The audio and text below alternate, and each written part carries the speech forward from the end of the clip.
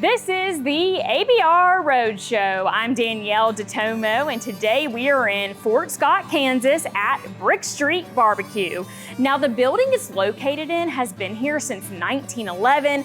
Plenty of history there that we are going to learn about today, and I heard that this is the place to come for some great barbecue in this area. I'm ready to eat it all, let me tell you. Let's get started.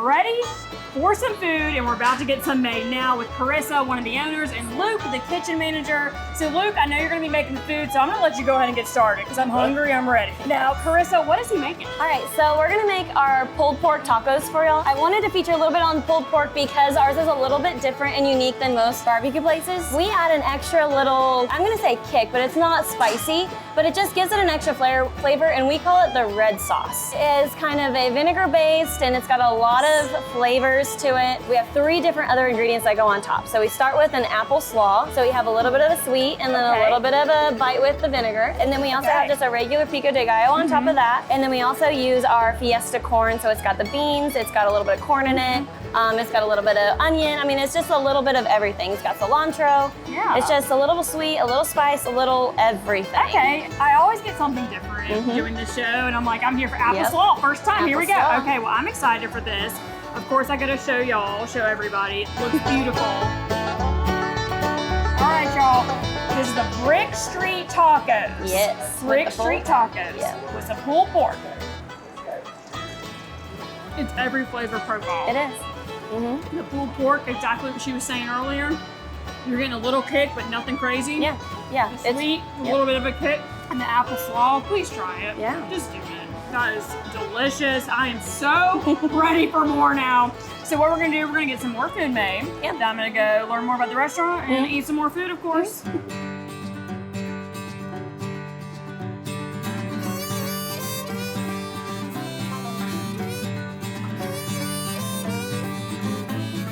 I'm joined now with both of the owners. Y'all just met Carissa in the kitchen. Now we have her husband, Alex, joining us. So thank you both for sharing your restaurant with us today. We appreciate it. Thank you guys for coming. Of course. Okay, Brick Street BBQ. I need to learn how this started for you because you started in 2023, is that correct? Yeah, it was. So tell me just about it. How did it come about? Tell me that story. We actually, I shouldn't say we, he manages a restaurant and already for his parents, and it's actually across the street from here. And so when this building became vacant, because it was a restaurant before, I would go over there for lunch every day and see him, and then I'd look across the street and say, okay, like we have to do something with this building. And so that's kind of how it started, was it was just a kind of a gut feeling of wanting to, like we knew the restaurant business a little bit, and so we're like, could we do something else that, you know, in this beautiful building here, and it just kept nagging at me. So then I ended up calling and seeing what it would be to get into this space, and then here we are. It literally just gut feeling. At first we didn't even know barbecue. We knew that the town wanted barbecue, but so it was just a phone call and figuring out, can we do barbecue? Can we learn it? And then is it something that we can put in this space? I was curious about that. Yeah. Why barbecue? And so how did you get everything, ready to go? Because you said it was kind of, you didn't know much about barbecue. Right. Now you probably know a lot about barbecue. Yeah, we've learned a lot. So how did you learn, like, okay, this is what we got to serve, and this is how we got to do it? It was a lot of a trial and error, a lot of research. At first we had just talked to family members of like, hey, we're thinking about doing this. And we just happened to talk to my stepdad actually, and he said, I know a guy. I know a guy who does barbecue. I know he caters barbecue. He would love to teach you guys. Like that is his niche. So we ended up calling him and saying, hey, like we're thinking about maybe doing this barbecue place, and he's just like, heck yeah, sign me up. I would love to help you guys out. And so we found a mentor. He taught us everything that he knew. And then from there, we just tried to figure out, how do we smoke? How do we get it plate ready? Like, what's that process look for us in a small town? He really helped us out at the beginning of learning it all. And he still comes back from time to time and and talks to us about, like, hey, like, I think I found a new method for the brisket. And so he'll go talk to us, and he talks to our pit master, and kind of we change some things up here and there of what we think would be better. So if you came when you first opened, probably when you come now, it would be a little different. Yeah, okay. Could be. Some of it is, some of it isn't. Yeah, but I like that you're just like keep like pushing forward and making it as best as Well, it can we be. get a lot of the a lot of the feedback that we get from our customers. We take very seriously. So if they say this is this way, we say, okay, well, how can we fix that if it's happening all the time? So there's a lot of things we've changed, even just with the coleslaw and with the beans or with the brisket method. Like I said, it's changed. Our bacon's changed. Yeah, so it's just it's the same flavors, the same rubs, the same smoke, but it might be how we have prepared it for the plate. And of course, we have to talk about the space. Yes. Because it's a really nice building that it's located in. And it's been here since 1911. So there's a lot of history here. Absolutely. What is some of the history? Okay, so this is actually something that I wanted to dig deep on when we first moved into this building, because I wanted to make sure that we gave nods to the history. It's like when you first walk in, and you might probably see, we have a picture that's big as we could get on the very beginning. As soon as you walk in, it's my daughter.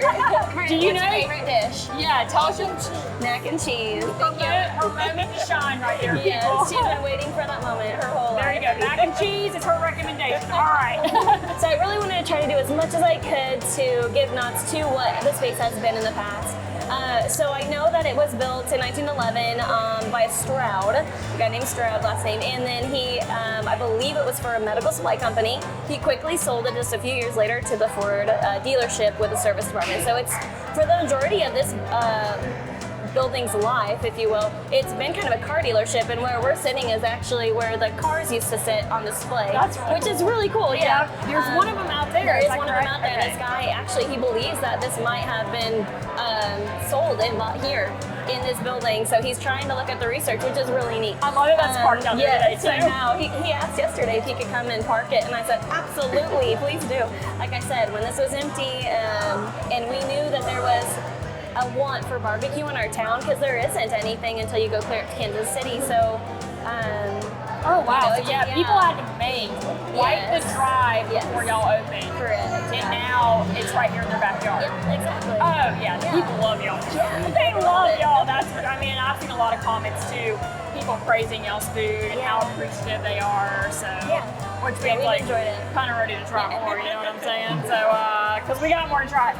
Let's start with the Bloody Mary, because I know there's like some special bacon on this thing. Correct. Okay. The bacon is cured in-house and smoked in-house, so kind of a unique deal. Right here, what I'm saying. Yes, But it's like a 3-day process almost just to get it done. So we smoke it downstairs, package it, and then we flash fry it to bring it back up to temp. Gives it kind of a crispy edge. This guy right here is the man. Yeah. Listen, you want some? Bacon's good. Is it good? You already know it's good. Yeah, shout out to him.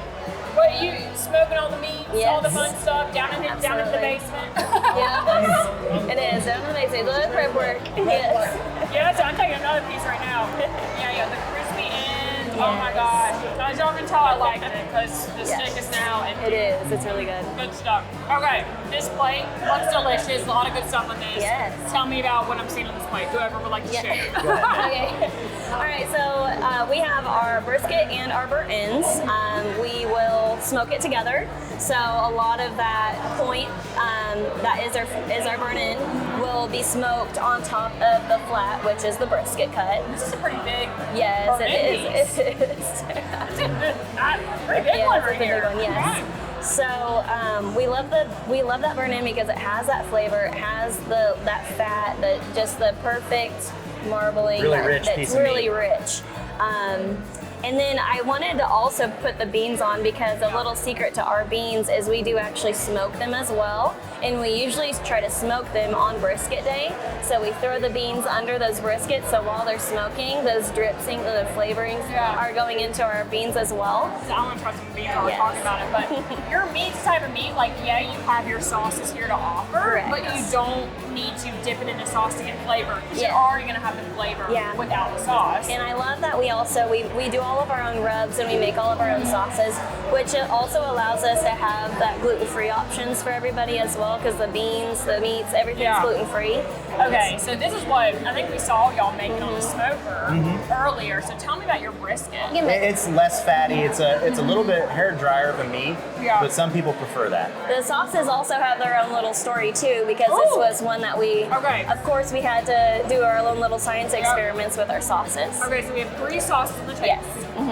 So we started with this. This is our original barbecue sauce that we played around with. We had it just where we wanted it. So with this, it's still just your basic base of these 2. This one's gonna have your spicy, and this has added the sweetness.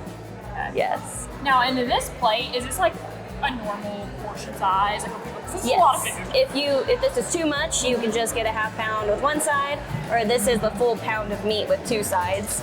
Well, the food is great. I'm sure people want more from y'all, which they're gonna get more. We actually plan on opening another restaurant as well, and it's not barbecue, however, but it's behind this building, and it could be one of the oldest standing buildings still here in Fort Scott. We're calling it the Outpost, and it's going to be kind of a Southwest grill where you can build your own burrito or taco and a Southwest flavors as well. And then we're going to still work hard on making sure the Brick Streets is always the best that it can be and continue to improve. I love it. Well, thank you both so much for sharing your restaurant with us today. It has been a fantastic time. Yeah, thank you. As y'all can see, I'm leaving in style right here. Look at my new ride from today. Just kidding, it's not mine. I wish it was, but how cool was that? And Brick Street BBQ, y'all, what a great restaurant. They have some delicious food. Those burnt ends, I need those every day. Just so good, and I'm so glad we got to learn all about the history of the place today as well. They are one of America's best restaurants. And for the ABR Roadshow, I'm Danyel Detomo. I'll see y'all next time.